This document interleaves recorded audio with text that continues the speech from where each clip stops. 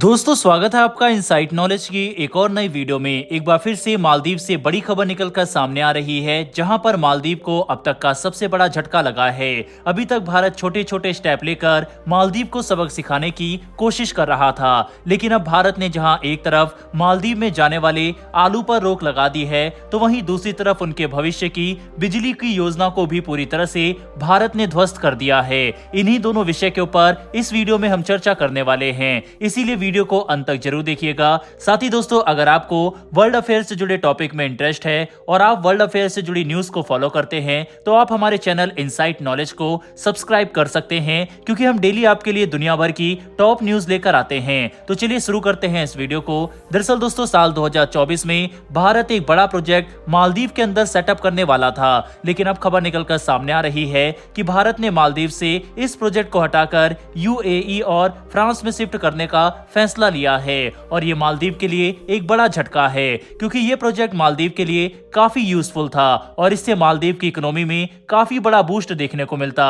दरअसल हम जिस प्रोजेक्ट की बात कर रहे हैं वह है सोलर पार्क प्रोजेक्ट। इस प्रोजेक्ट की खास बात यह है कि इसको भारत की दो कंपनी मालदीव के अंदर सेटअप करने वाली थी। इसकी खासियत यह थी कि ये पानी में तैरता रहता, क्योंकि मालदीव में जमीन न के बराबर है और वह आइलैंड पर बना हुआ देश है, इसीलिए उसके पास जमीनी हिस्सा सीमित है। और क्योंकि ये एक बहुत बड़ा मेगा प्रोजेक्ट था, इसीलिए भारतीय कंपनी काफी बड़ा इन्वेस्टमेंट मालदीव के अंदर करने वाली थी। यूं तो मालदीव डीजल जनरेटर का इस्तेमाल करके अपनी बिजली की नीड को पूरा करता है, लेकिन ये काफी बड़ी समस्या भी पैदा करता है, क्योंकि इससे पॉल्यूशन काफी ज्यादा होता है। यही वजह है कि मालदीव ने 2030 तक जीरो कार्बन एमिशन का टारगेट रखा था और इसकी उम्मीद इसी प्रोजेक्ट पर टिकी हुई थी। इस प्रोजेक्ट से मालदीव के अंदर नॉइज पॉल्यूशन 40% तक कम हो जाता, लेकिन अब भारत की कंपनियां मालदीव से इस प्रोजेक्ट से हाथ अपने वापस खींच रही है।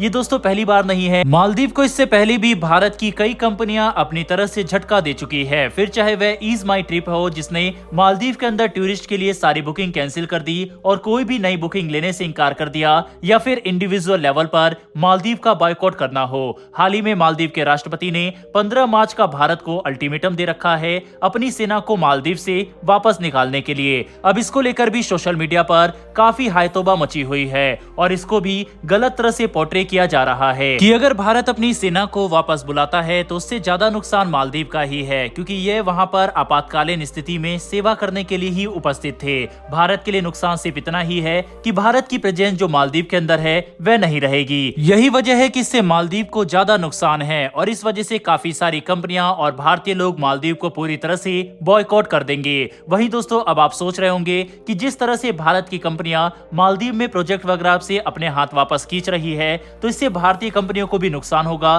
तो हम आपको बता दें, इससे भारतीय कंपनियों को नुकसान नहीं होगा, बल्कि भारत जो प्रोजेक्ट मालदीव के अंदर सेटअप करने वाला था वह अन्य देशों में लगाने के लिए डील साइन कर चुका है, चाहे फिर वह श्रीलंका हो, यूएई हो या फिर फ्रांस। यही वजह है कि यहाँ पर भी भारत को नुकसान न के बराबर होगा, लेकिन मालदीव को काफी बड़ा झटका लगेगा। जो उनकी परियोजना थी 2030 तक नेट जीरो एमिशन को अचीव करने की, वह नहीं हो पाएगा। इसके अलावा दोस्तों, भारत ने एक और बड़ा झटका मालदीव को दिया है और वह है आलू के एक्सपोर्ट को रोकने का। दरअसल इससे पहले भारत ने मालदीव में जाने वाले प्याज के ऊपर बैन लगाया था और अब खबर आ रही है कि भारत से जाने वाले आलू अब मालदीव में नहीं जा रहे। हालांकि इसके पीछे का जो कारण है वह थोड़ा पेचीदा सा है। दरअसल भारत में जो भी आलू प्रोड्यूस होता है उसको एक्सपोर्ट किया जाता है तमिलनाडु के बंदरगाह से, और फिलहाल तमिलनाडु में काफी ज्यादा बारिश हुई है और वहां पर कई जगह बाढ़ भी आई, जिसकी वजह से तमिलनाडु के इस बंदरगाह को बंद करना पड़ा और यहाँ से जाने वाले सामान पर भी रोक लगानी पड़ी। यही वजह है कि भारत से अब आलू भी मालदीव में नहीं जा रहे।